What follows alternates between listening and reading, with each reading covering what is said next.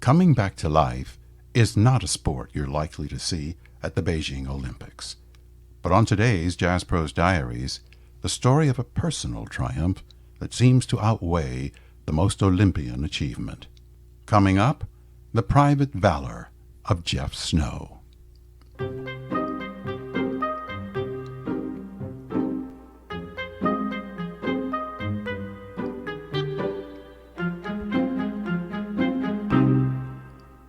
Last night, before the sky got dark, Jeff Snow passed me on the dock and did not speak as he went by.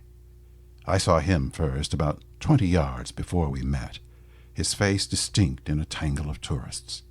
I knew who it was, but I didn't say anything either. Now, ordinarily, Jeff would not stand out in a crowd. He's an average-looking guy with brown hair, but he walks with a limp that distinguishes him when he might prefer to remain unnoticed. Sometimes the limp is more pronounced than at others. You see him leaning on his cane, wrestling with some force between the dock and his wrist, his head and forearm trembling with effort. That's when he gets this unusual look in his eye, like he's focused on something about 45 degrees due east of everydayness. It's not a look that goes inward, like the enlightened gaze of a guru. It's a kind of look you see in a veterans hospital or a home for the aging, the look of someone who's here but not here. On Jeff, it's something you notice because his eyes, blue as bachelor buttons, seem too young to have such a look. He doesn't always look that way, nor does he always struggle so intensely with the cane. But when he does, I leave him alone. I don't pull him out of his thoughts for the sake of my mundane hello. That's why I let him pass me on the dock last night without speaking. I watched as he looked right past me, and I let him go. There was a space of about 3 seconds as we moved 5, maybe 10 feet apart, and then I heard him call my name. "Hey," he said, "I didn't even realize it was you." Smiling, he stretched out his hand to shake mine, so I turned and went back a few paces to greet him. Jeff is a friendly guy, and I like running into him, even though we never have that much to say. We talk sailboats, about his beautiful blush-deck Cal 25, and my sloop-rigged Erickson, which sails, I tell him, a lot better than I do. That's how we talk. You know how it is. With some people, you have the same conversation every time you see them. You just use different words. But last night with Jeff, something extra happened. "I've got this new roller furling system," he said, "and it jammed while I was out there this afternoon." He described how the head sail was flapping in the wind, and he couldn't get the new furler to roll it back up like a window shade the way it's supposed to. He had to tie the tiller so the boat would heave to, go around in a circle instead of heading off into the rocks. And then he stepped forward to the bow, got down on his belly, and unjammed the mechanism. This may seem a small thing to someone who has crossed the Pacific or lost a mast in a storm, but it was not small to Jeff, and it was not small to me. It's only been about 2.5 years since I first learned to sail single-handed. I know how things can go wrong. You get a line fouled in a propeller, the fuel filter clogs, the engine dies, and there's no one out there but you to take care of it. No crew, no wife, no buddy, just you, alone, to meet the challenge of the unexpected and get yourself back home. It's always something that's never happened before, a crisis that will create you and reveal you to yourself. Whenever I've come back from sailing solo, I'm alive with energy for hours. And that's how Jeff was last night. He wasn't bragging, I know. After all that time out there alone, he wanted to tell what he'd experienced. But to put it in perspective, he had to add one thing more. "I was in a coma once," he said, "and now I'm disabled. One day I was riding my bicycle and I got hit by a car. I was 16. Now I'm 23. The coma lasted for a month and a week, and then one day I came out of it.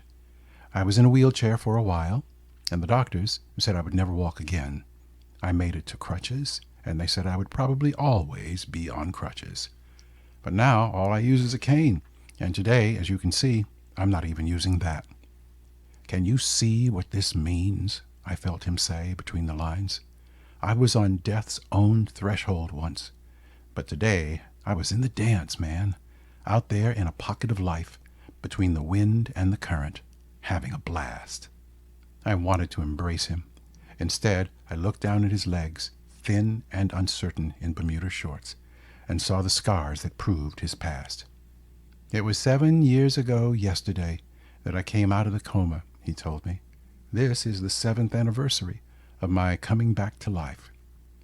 There's probably something significant about the number 7 in all this. It may be simply that Jeff's body remembers he did something extraordinary at this time of year and commemorates it now by providing him with yet another extraordinary deed of a different kind. Or maybe there's a mystical, numerological side to it, some occult, psychic thing I'm not able or interested enough to pursue. And yet, I was happy last night because some guy I hardly know and almost didn't speak to had gone out alone in a sailboat. I said goodbye to Jeff on the docks and forgot all about the Olympics when I got home. That was then, and this is now, because I have an update to this story. Years after I had left the island, and had long since given up my sailboat, I reconnected with Jeff via Facebook. When I originally published the story of our encounter in the Seattle Weekly, I changed his name to protect his privacy, but a short time later, Reader's Digest republished the piece as Kevin's Conquest. Although his real name had not been used in the story, Reader's Digest had a wide enough reach that it soon became clear to our neighbors on that remote island at the edge of the continent that the pseudonym applied to Jeff. "You should have used my real name," he said, when I saw him after the Reader's Digest piece appeared. "If you ever write about me again, please use my real name." This was an easy promise to keep, but I was not able to find a publisher for the book I eventually wrote that included a chapter about Jeff. It turns out that that's probably a good thing because there was another element to his story I would find out much, much later from one of his Facebook posts. After his bicycle accident, Jeff had been unresponsive for some time. The doctors suggested it might be best to remove him from life support, but his father, Robert Snow, refused to let that happen. Robert always believed his son would regain consciousness, so he stood by, watching for any signs the busy medical staff might miss. His father's faith paid off. Jeff came round again, and was well enough to single-hand his own sailboat 7 years later. Every once in a while, I see a post that says, "Prayer changes things," and I wonder what kind of prayer, what kind of faith it takes to bring a boy back from a coma. For that matter, what kind of love? I once read a book that measured medical outcomes for people who were prayed for against outcomes for those who were not. The author found that people who were prayed for fared better statistically. And yet I know of people who refer to this as magical thinking and refuse to take it seriously. One was a woman who tried every conceivable treatment to cure her young husband of cancer, and he died anyway. She gets disgusted whenever she hears of folks hoping against hope for that last-minute reprieve, praying for miracles she believes will never come. Another friend was in his early teens when his much-loved eldest sister died of a long illness, even though he prayed with all his might for a cure. When she died, he turned to crime and became a juvenile delinquent until a good therapist helped him get in touch with his grief. He eventually became a psychologist himself and has spent the rest of his life helping others. We want our stories to have happy endings, but they don't always. We impose our narratives on the lives of others, hoping to find solace for ourselves.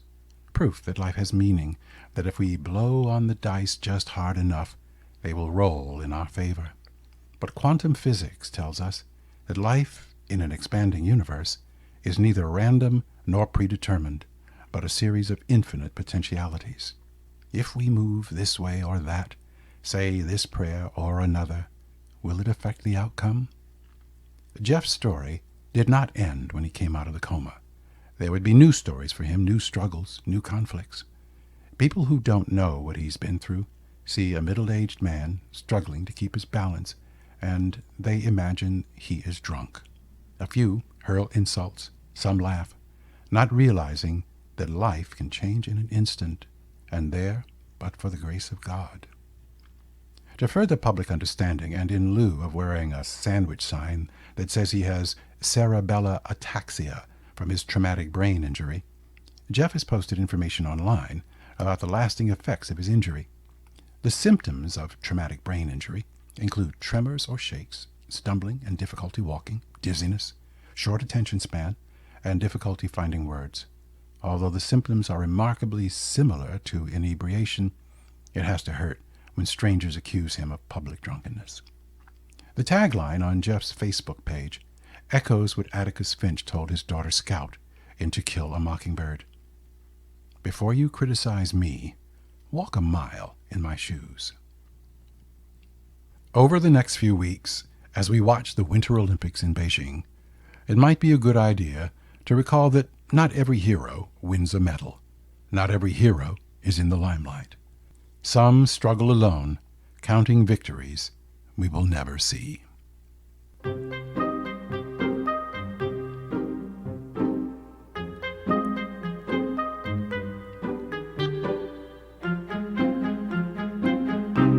Thanks for listening to the Jazprose Diaries. Please hit the like, share, or comment button.